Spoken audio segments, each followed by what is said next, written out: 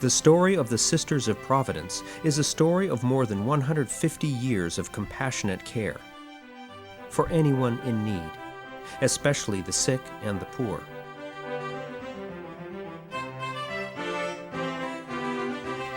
Trusting in the providence of God, the sisters responded to the needs of the times, leaving a remarkable legacy.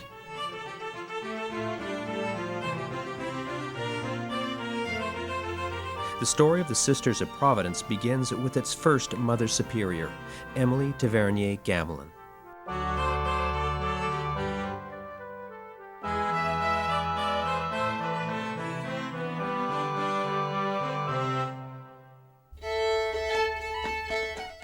Born in Montreal in 1800, Emilie was the youngest child in a family of 15. She developed a lifelong concern for the poor and disadvantaged from the example set by her kind and loving family. But her profound understanding of suffering and loss also began early, with the death of her mother at age 4 and the loss of her father and a sister at age 14. On the death of her mother, she was adopted by a kind aunt and later went to help her widowed brother Francois, who shared Emilie's love for people in need.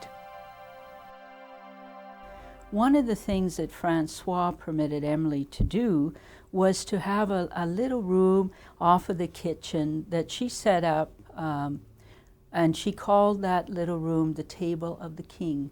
And it was there that she welcomed people who came to the door looking for handouts, who were in need of some assistance. And she welcomed them in and she gave them soup and bread. And that was her Table of the King. To this day, the sisters continue to honor that whole beautiful picture of inviting to the Table of the King. Emilie Tavernier was known for her sunny disposition, friendliness, and readiness to assist anyone needing help. At age 23, Emilie married Jean-Baptiste Gamelin, a man of wealth and social standing in Montreal, who shared Emilie's concern for the poor. Their marriage was a happy one that produced a family of 3 sons, but sadly, their happiness was short-lived. 2 of their 3 sons died in infancy, and in 1827, Emilie's husband Jean died, followed shortly after by the death of their only remaining son. In her grief, Emilie cut a lock of each child's hair and preserved it in a sachet. One of the pictures that had been given to her by her confessor at that time was a picture of the mother of Jesus at the foot of the cross holding her son.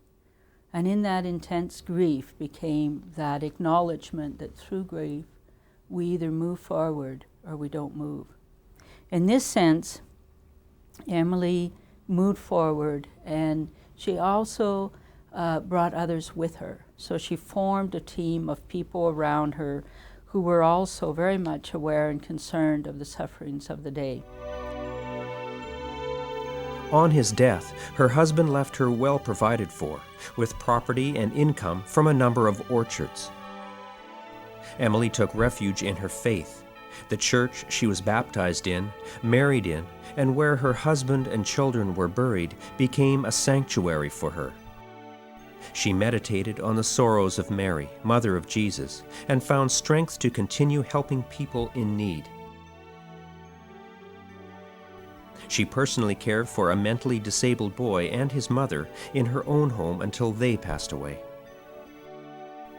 Emilie took a special interest in the care of the elderly, taking neglected elderly ladies into her home, moving to larger and larger accommodations as the numbers grew. She also cared for poor and elderly people in their own homes. When her own funds ran out, Emilie carried on by raising money herself. Emilie and her group of volunteers sheltered the orphan children of men and women who died during the cholera and influenza epidemics in Montreal, and visited political prisoners with gifts of food, often bringing the prisoners' loved ones to visit them.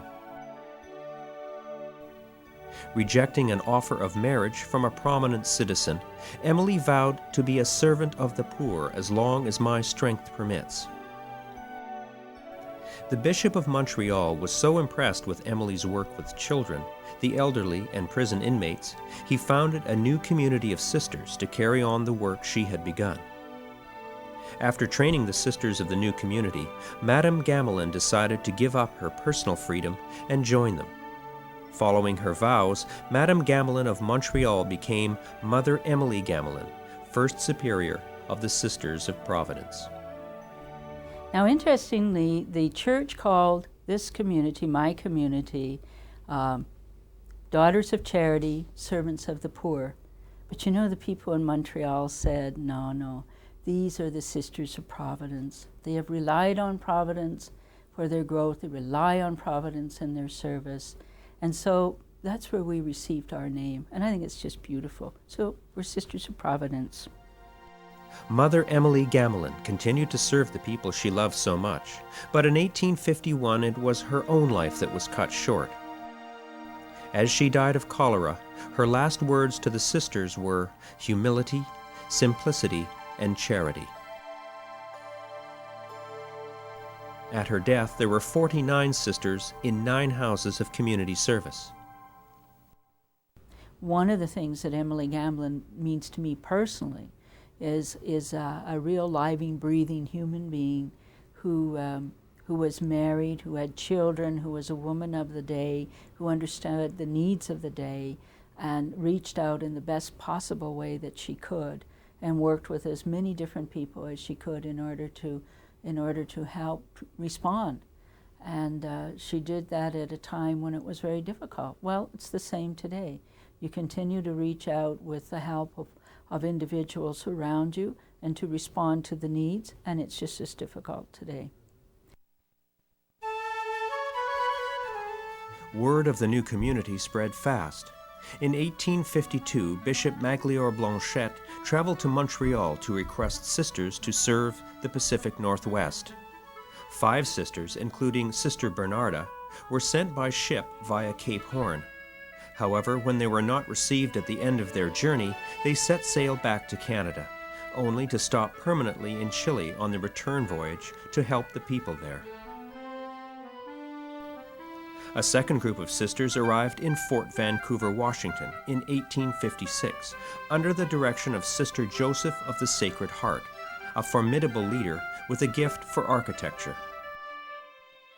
Living in great poverty, Mother Joseph and her group established hospitals, orphanages, homes for the aged, and schools throughout the western United States.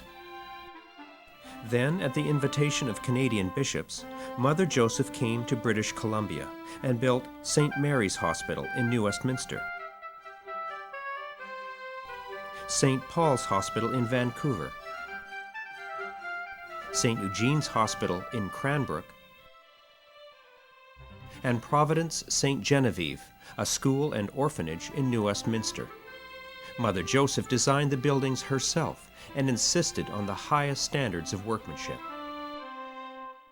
She was a determined woman, obviously, and when she made up her mind something was going to be done, it was done. And usually it was done her way.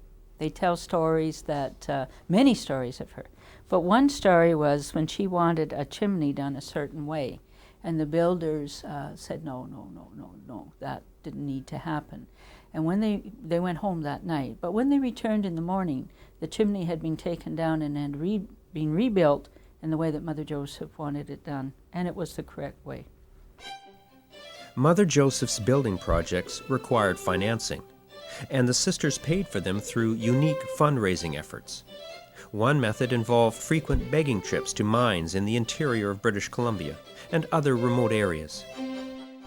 Now you have to realize that they were going out into those camping trips for sometimes 2 months at a time, so this would be very, very difficult. And also when they would go into the mines or into the different locations, besides just asking for money, they did have the slips that they gave to the individuals that gave them money that guaranteed that that person and or their family would receive help should they need it from any of our hospitals, any Sister of Providence hospital. So we like to think that we started Medicare as a result of that. The sisters' begging trips often lasted for months.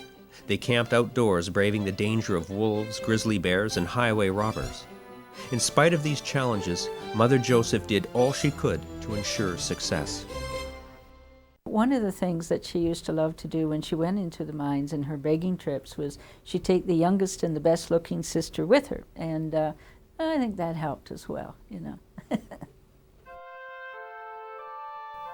The Sisters of Providence went on to operate 6 hospitals in British Columbia. Each one has reflected the mission of their founder, Emilie Gamelin, and the talents of Mother Joseph, who the American Institute of Architects has officially recognized as the first architect in the Pacific Northwest. A statue of Mother Joseph now stands in Washington, D.C., honoring this Canadian woman, whose genius found its strongest expression in architecture. Until the 1940s, much of the care of the needy was left to charitable and humanitarian groups. However, during World War II and after, government became more involved in health, education, and social services, leading to the public healthcare system as we know it today. But the legacy of the Sisters of Providence and others remains at its foundation, a mission of caring and compassionate service for those in need. Today, the work of the Sisters goes on. There are over 1,200 Sisters of Providence now serving in Canada, the U.S., Chile, Argentina, Egypt, Cameroons, Haiti, Philippines, and El Salvador. Their original focus endures, to care for sick and disadvantaged people of all ages with love and compassion. It is a need as relevant today as it was in Montreal in the 1800s, when Emilie Gamelin began her work with the poor and became a Sister of Providence. I think a sister today is a bridge. A sister is a bridge between the history and the legacy of the yesterday to the future. The most important thing is that the people who are around you are also part of that mission. They're an extension of the mission that we do, and they believe in it. That's why they're here. And they are part of that ministry, that whole healing ministry. And they are called as much as a sister is called, and we journey in this together. So I think right now the mission of this hospital continues as it has continued these whole 107 years through the people that are here today. And I think that takes tremendous courage.